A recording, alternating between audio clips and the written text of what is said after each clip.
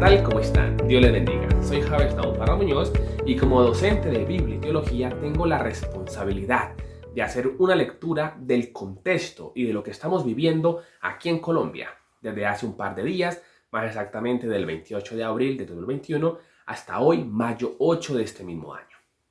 Y es que, ¿qué estamos viviendo? Estamos viviendo jornadas de manifestaciones, de marchas, de plantones y todo en aras de mostrar un inconformismo frente a unas propuestas que el gobierno ha presentado para ser aprobadas, que de serlo, pues perjudicarían bastante a la población, sobre todo a la población de clase media y clase trabajadora. Entonces, por eso, en Colombia, la situación está muy difícil, muy complicada. En algunas ciudades hay eventos bastante violentos, bastante difíciles que incluso en algunos medios tradicionales de comunicación no se están pasando, no están presentando esas realidades, pero que en otros medios independientes o en redes sociales sí están visibilizando. Entonces, si eres cristiano o cristiana, te invito a que te quedes hasta el final del video.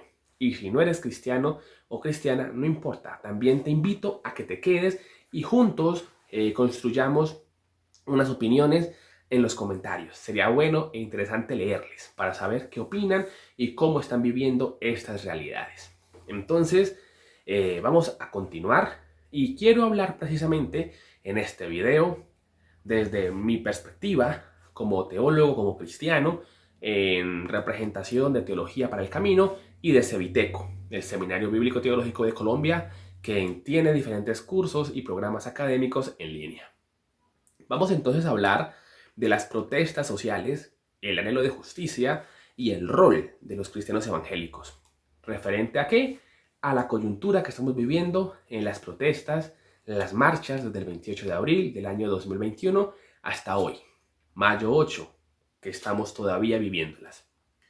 Quiero comenzar entonces con una historia que está en la Biblia, y es la historia del rey David. El rey David entra al poder básicamente en el año 1010 a.C. y está en el reinado hasta el 970. El rey David es conocido como un hombre bastante temeroso de Dios, bastante espiritual, amoroso, dado a su pueblo, y pues la Biblia lo registra como un buen rey. David, cuando muere, hereda el reino Salomón, su hijo, y precisamente Salomón hereda un reino en paz, hereda un reino tranquilo, y Salomón se encarga de hacer diferentes edificaciones, construcciones, entre esas el templo, pero también otras construcciones, y también de tener diferentes cosas personales, un gran ejército, y muchas otras cosas que nos muestra la Biblia en Primera de Reyes 4 y en los siguientes capítulos. Entonces, encontramos también en Primera de Reyes 4, verso 7 y verso 27, que Salomón designa 12 gobernadores sobre 12 distritos. ¿Y por qué hace esto? Por una forma administrativa. Y es que cada distrito debía sostener cada mes, o sea, 12 distritos, un distrito por mes, la casa del rey.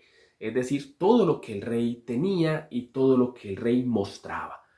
Esta administración para el pueblo resultó bastante pesada, porque se traducía en impuestos, en altos impuestos, que servían para sostener los banquetes del rey, la casa del rey, el ejército del rey y todo lo que el rey tenía.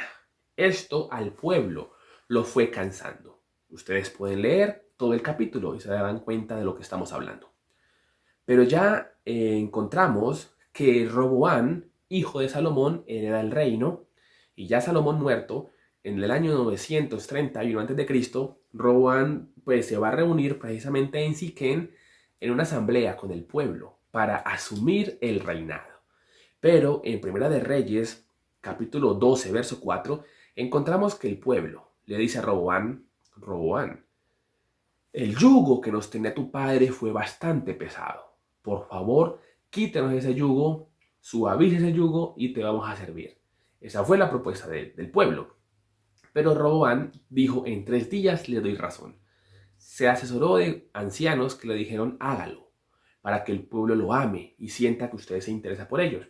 Pero Roboán también se preguntó, digamos, se acercó a los jóvenes para recibir consejo. Y ellos le dijeron, si usted baja los impuestos y baja el yugo, va a quedar como débil y no le conviene.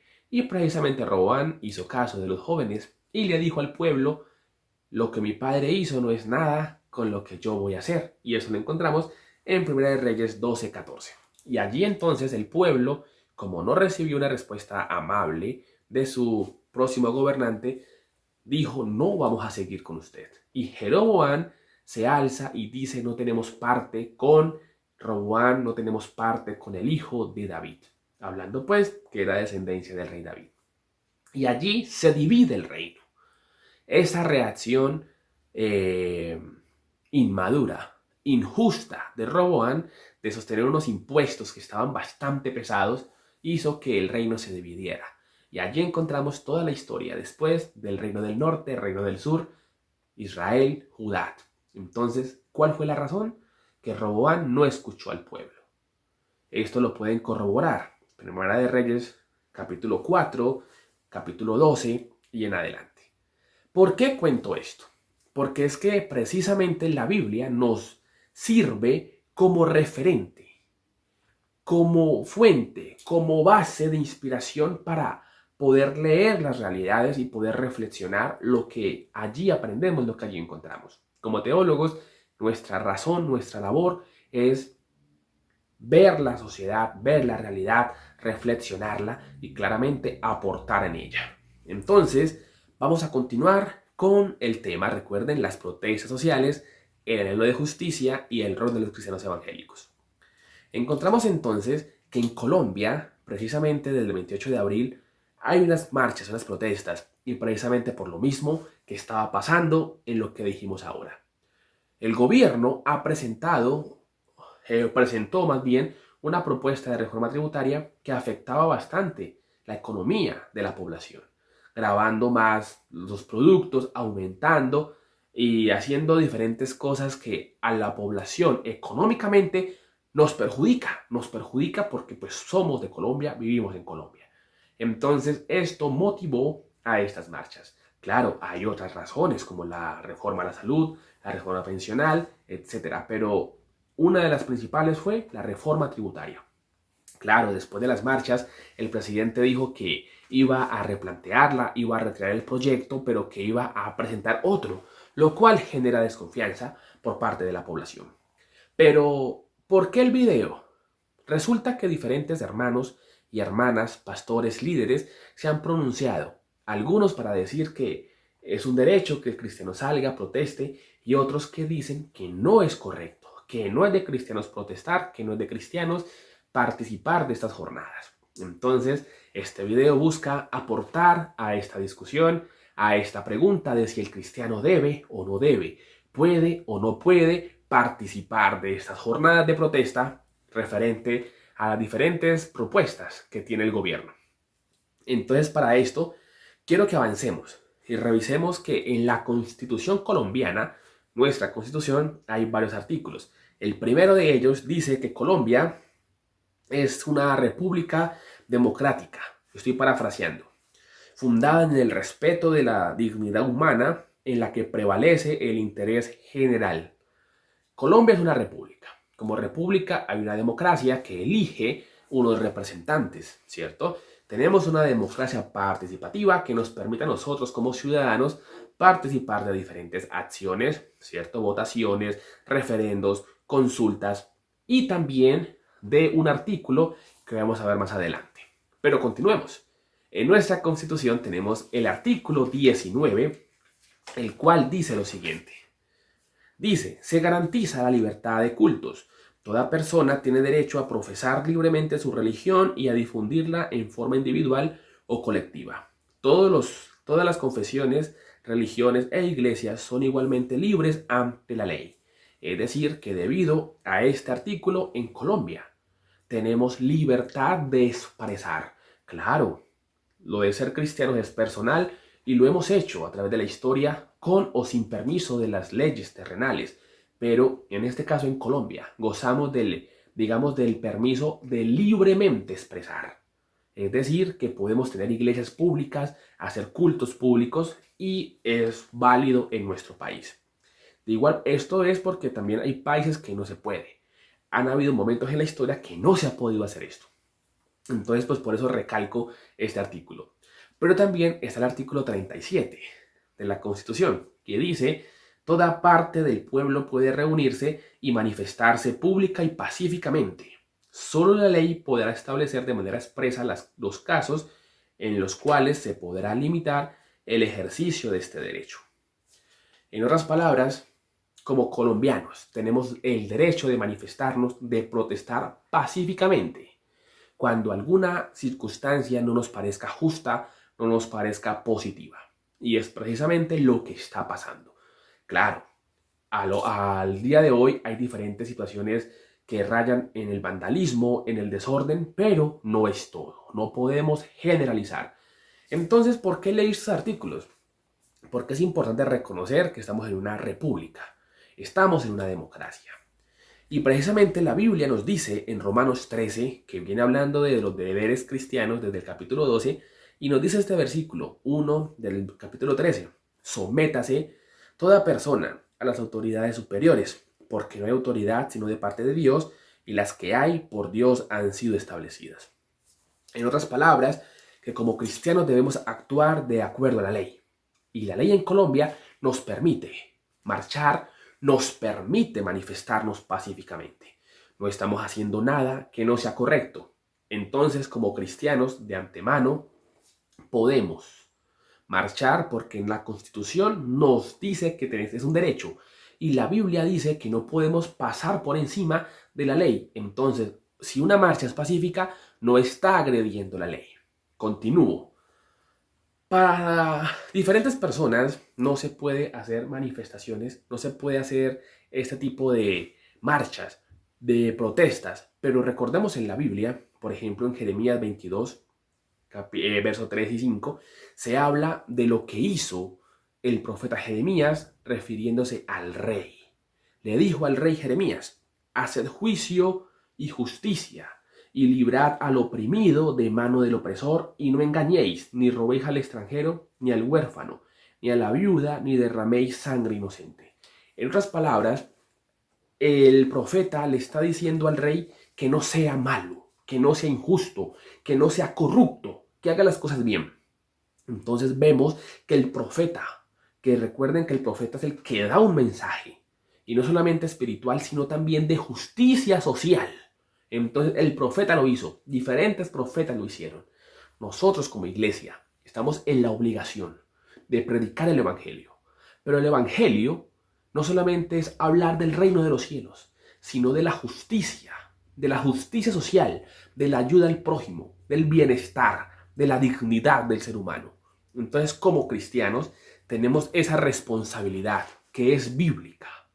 Y en el caso de Colombia, por ser un país democrático, es posible.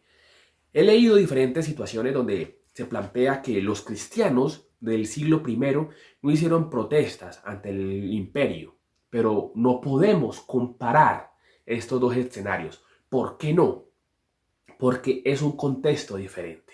El contexto del imperio romano del siglo I es un contexto precisamente de eso, de un imperio, donde los derechos eran reducidos solamente a los romanos, ciudadanos romanos, y que no eran tan abiertos los derechos. En este caso, hoy, siglo XXI, año 2021, en Colombia, tenemos desde el año 91 una constitución que permite diferentes actividades, entre ellas el congregarnos libremente. Reitero, nuestra fe es personal, pero el congregarnos abiertamente es un derecho. Entonces tenemos diferentes derechos.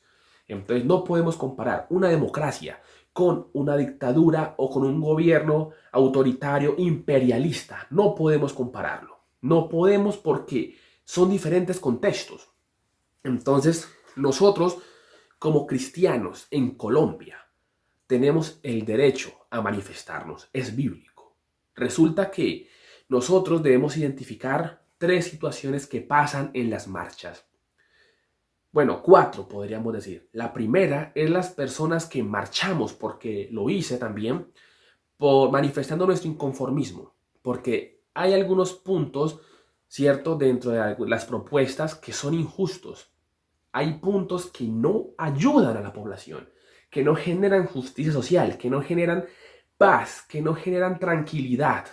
Y es que la Biblia misma nos dice en Proverbios 29:4, y lo leo en 3 versiones.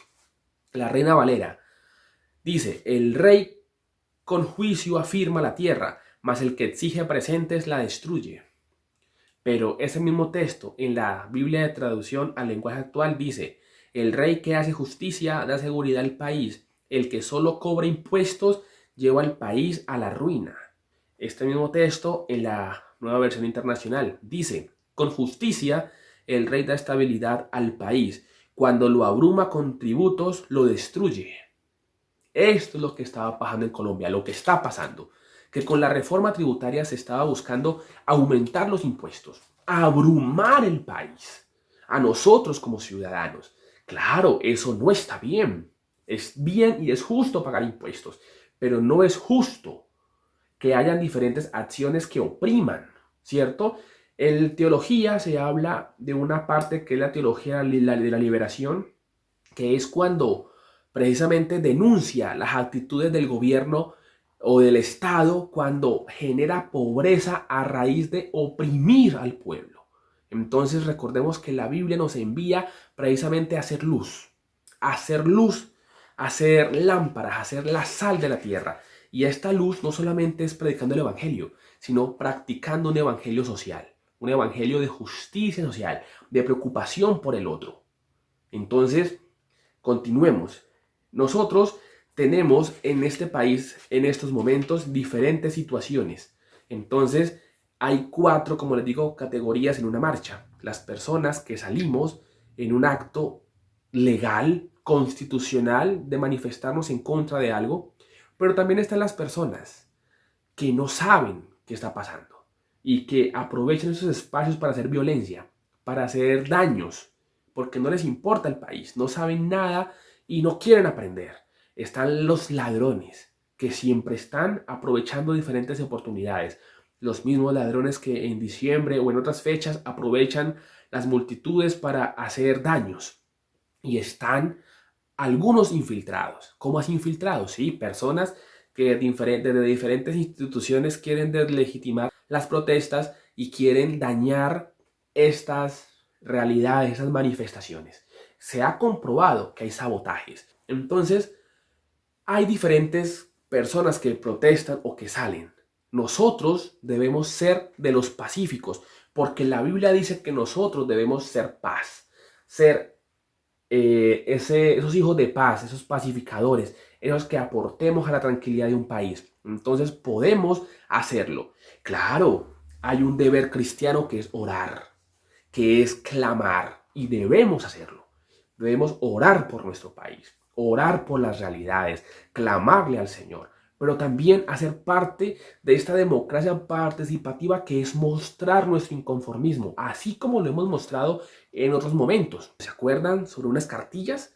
El pueblo se manifestó. Ahora también no son cartillas, pero es un impuesto que afecta a los colombianos. Debemos también hacer parte de este sentir y manifestarnos, sentir empatía, por favor. No todos los marchantes son vándalos, no todos los señores de la fuerza pública son malos, no hay que generalizar. Hay que hacer diferentes actividades. Hay marchas pedagógicas, marchas lúdicas, marchas culturales, marchas folclóricas, marchas espirituales, porque he visto a diferentes cristianos apoyar las marchas en oración, ayunando también en sus casas, en sus iglesias, pero participando en marchas con oración, con cánticos. ¡Qué bonito! Es precisamente mostrar a Cristo en los espacios, mostrando que como cristianos no somos ajenos a esas realidades, que tenemos las manos en los cielos, pero los pies en la tierra, que nos importa luchar por la justicia social.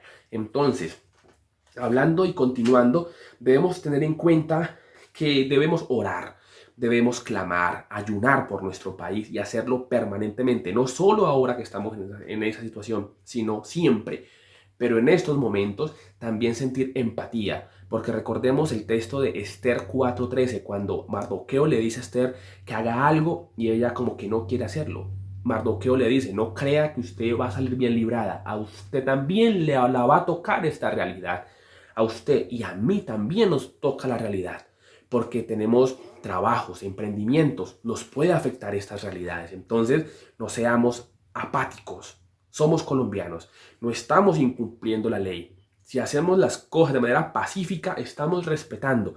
Recordemos que en el año pasado, 2020, en septiembre, la Sala Civil de la Corte Suprema de Justicia le ordenó al presidente Iván Duque que garantizara el derecho a la protesta pacífica, que garantizara este derecho. Entonces es posible hacerlo. Es posible. Desde la Biblia no estamos incumpliendo nada. Estamos dando testimonio. Claro, no participando de violencias, no arriesgando la vida. Por favor, tenga cuidado. Si va a marchar, tenga cuidado. Preserve la vida. Preserve la unidad familiar. Pero no pensemos solamente que si pasa algo, pasa a los de afuera. No, no, no, no. Usted y yo somos colombianos y nos afecta. Entonces, las protestas sociales en Colombia son legítimas. Se pueden hacer. Hay diferentes situaciones que han movilizado protestas. El derecho al voto, las horas laborales, la dignidad del trabajador, diferentes situaciones en la salud, en la educación se han logrado con marchas. No seamos indiferentes a las realidades, pero mantengamos siempre orando nuestra comunión con Dios. Entonces, espero que este video sea de utilidad, de reflexión. Deje sus comentarios, por favor, y no olvide, oremos por nuestro país, pero sintamos empatía y lo que hagamos que sea dentro de la institucionalidad. Si va a marchar, hágalo pacíficamente. No tolere la violencia. Somos hijos de Dios. Somos personas que damos testimonio del cambio, que predicamos la justicia social y que predicamos el amor de Dios. Dios les bendiga a todos y todas, que estén muy bien.